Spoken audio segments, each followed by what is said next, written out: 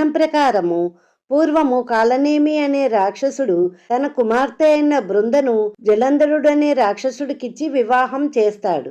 తర్వాత జలంధరుడు అజేయమైన శక్తి సంపన్నంతో వెలిగిపోతుంటాడు. అతనికి అడ్డు అదుపు లేకుండా ఎన్నో అరాచకాలు చేస్తుంటాడు. దీనికి గల కారణము అతని భార్య పాతివ్రత్య మహత్యము. జలంధరుడు ఎంతటి వాడయ్యాడంటే చివరికి పరమేశ్వరుడితోటే యుద్ధము చేసే స్థాయికి వెళతాడు.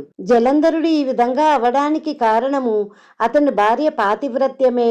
అందువల్లే ఇతను అంత గొప్పగా ఉన్నాడని తెలుసుకున్న విష్ణుమూర్తి రాక్షసులకు మనుగడ ఎక్కువ కాలం ఉండకూడదని, అది ముల్లోకాలకు ప్రమాదమని తెలుసుకుని అతని భార్య పాతివ్రత్యము భంగము చేయడానికి జలంధరుడు పరమేశ్వరుడితో యుద్ధంలో ఉండగానే విష్ణువు బృంద దగ్గరకు వస్తాడు.